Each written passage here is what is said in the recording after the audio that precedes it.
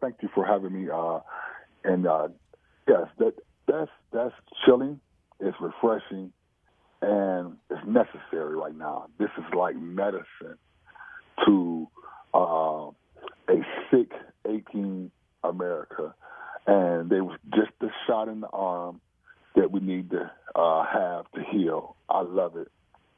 Pastor, what we have been talking about on our show was trying to give listeners, a forum to be able to speak and a forum for hope.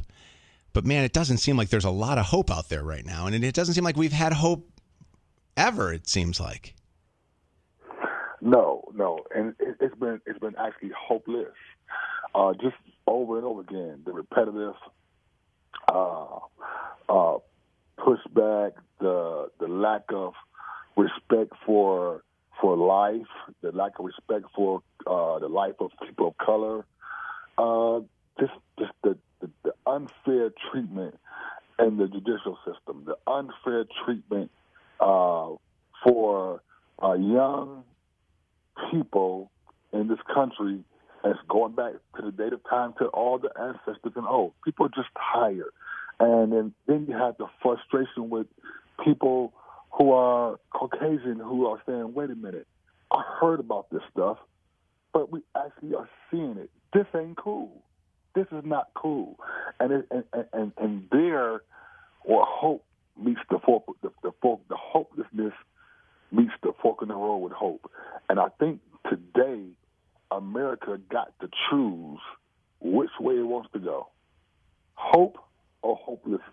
And because we cannot go the same with playing the role of hope, but really operating in hopelessness. It has to change. Watching, what took place a week ago at this time, and it's hard to believe that it's been already a week. And knowing the day that it happened on Memorial Day, a day that we celebrate the fallen, men and women that serve our country, and to think to ourselves of what has transpired, is this right now a time that is going to be different than what we've seen with the past, men and women in the black community that have died, and there hasn't been any change? Or is this just going to be something that in a month or 2 months from now, George Floyd is just going to be a blip on the radar, blip on the radar, or just a name in the history books? I don't think so. I think without a shadow of a doubt, America has it came to the end of the road with this. And this has changed the world. We are in the middle of an epidemic inside of a pandemic. And just the time, we are seeing a time that this country has never seen before.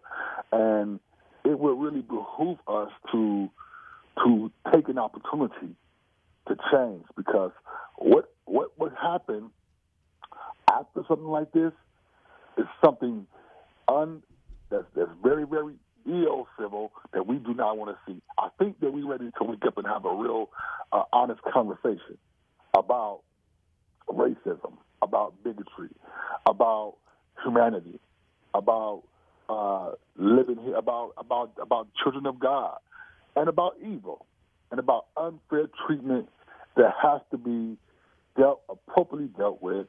And those who are ready to get involved and put skin in the game and say, hey, you know what? This cannot go on anymore. I would hope that after all this whooping and punishment, even from a pandemic, that we would wake up and we would be different. I would hope that we wouldn't sit up and have a whole pandemic and God has sent everyone to their room and said, no, go to your room. The whole world is shut down. We don't come off punishment and be the same. I would hope that we are better than that. I love that. Pastor Mo, when you turn on television, the thing that all you see is the fires of burning cars, and you see the people breaking windows in stores and stealing and looting things from outside of the stores. Do you feel like that, though, could potentially get in the way of a change? Because I hate to see that, because I don't believe that that people like yourself, that are true leaders in this community, are allowing anybody that is a member of your flock would ever do something like that. And I feel like there are these bad people that are out there, these bad apples that are out there that aren't even part of this movement, that are out there trying to take advantage of a situation right now. Yes, absolutely. These are people who are provocateurs. These are people who are mad about a traffic ticket. These are people who are mad about having a experience with police that's not been pleasant. These are people who are just mad and hate police, or they hate government, or they just hate something, and so they want to hate. They're hurting, and we're not going to allow them to set afire our country, set afire a chance to make a change. Now, I'll say this. I agree with protests, but only when it comes with progress. Mm-hmm. I don't agree with a protest that leads to more destruction. You cannot extinguish fire with fire. You cannot extinguish violence with violence. And so to shift to looting, rioting, and vandalism is taking the focus off the real agenda. We want change. And you've been out there. You've been protesting. And I got to tell you something. In Detroit, you're not seeing what you're seeing in Chicago or in Los Angeles. Why do you think that is? Well, number one, because people like myself, we have a real relationship with our chief of police here, Chief James Craig, mm-hmm. Deputy Chief Bedison, Todd Bedison, community leader, the mayor. We have a real working relationship. One thing Chief Craig would do, I met Chief Craig protesting him over back when Mike Brown. We became actually two men who were out there nose to nose with my group and his group, and we had a conversation. And when you open for conversation, and I found out that after his badge, beyond his uniform, this man had the same feelings that I had. He had the same fears I had. He had the same desires I had. We just had to find a way for both sides to meet and figure out how can we deal with those things. And we started talking about let's get proactive. So we different here in the sense that we've been doing this groundwork. And I say Detroiters are really serious people who've been through a lot, hardworking state with blue collar, and we got real pain here. So we don't take an opportunity to seize a fake moment or disrespect the real issue of the hour. We don't want to disrespect the life loss of Mr. Floyd and his family to use it for another agenda. That's what they're trying to do, but we're not going to stand for that. And I think that with God has been on our side. It's amazing. It's amazing. We're going to talk to the chief coming up here in just a little bit, but just knowing Chief over the years, I have seen just a change in, he's a guy that grew up here. He dealt with the Rodney King riots back in, the day in Los Angeles. He was actually a Los Angeles cop. And I'm sure that a lot, and he'll tell us, but I'm sure a lot of what he's learned on how to police came from that time. But one of the things, though, that I see is I see people like yourself, like the pastors, the leaders that are out there. Now, I don't know what the pastors, and what they look like in New York or Chicago or Los Angeles, but I can tell you this. If a pastor were to see what they saw in Brooklyn with firebombing of police cars and saw their congregation doing that, I can't imagine you would stand by and allow that. You know what I mean? And I can't imagine that that would even happen in a city like this. Did I lose the pastor?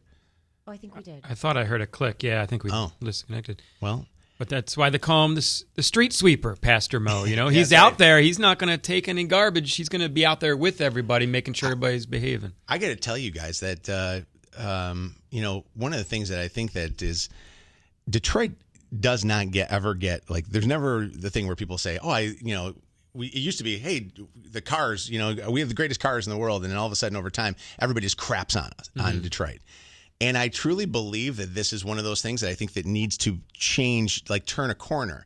And actually, it's funny. I saw that Chief Craig's actually a guest on all the morning news stations today because people are so surprised that Detroit hasn't been faced with what some of these other cities There's are been being just faced a with. few cities that have been good examples for from the leadership on down. You talk about Chief Craig and Mayor Duggan and stuff, but Detroit's been through a lot. It was 50 years ago that Marvin Gaye recorded Inner City Blues, and we had the race riots here and everything. We have a long recovery back to becoming a world city again.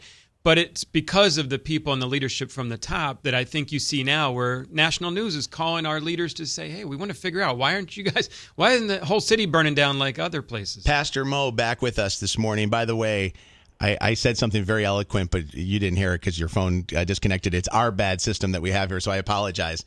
But I want you to kind of, in closing, talk to our listener that that over this last weekend, was watching maybe the news or seeing stuff post on social media, and maybe they feel like there is a loss of hope.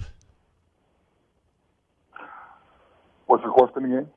Well, I was going to say, have you just in closing, just give looking for a message of hope. Give a little bit of Great.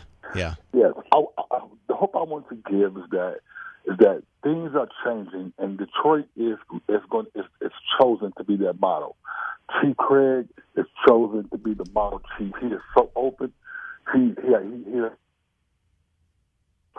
has a heart. One thing about Chief Craig, he's gonna stand for what's right, and he loves his police office, but he respects his call to police the people. He's not just the police over the police department, but over the people. And the hope is that God is putting people in place to take our assignments. I took my assignment. Chief took his assignment. The mayor took his assignment. Governor took her assignment. And right now, people are lining up on the side of righteousness, and I think that it will prevail. You want to know why? Because love and the hug from the officer to that woman on the bike, that love, those are things you cannot buy. It's precious as elect. When people see it, they feel it is real. And for people to put out signs that say Black Lives Matter when you're not black, we receive that love and we walk into a new door.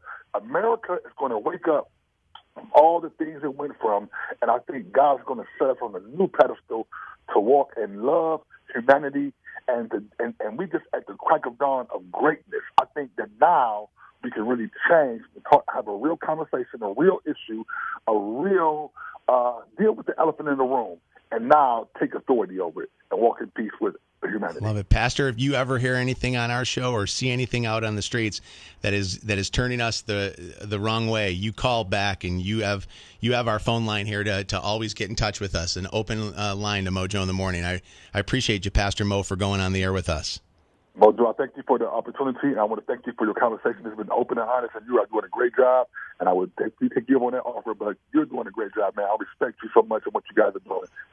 You guys just keep on doing amazing work. Thank you. I appreciate you so much. Thanks for going on with us. What a great message that he just gave us. The last 30 minutes of the show, for goodness sakes, I'm afraid we're going to ruin it with the rest of the show.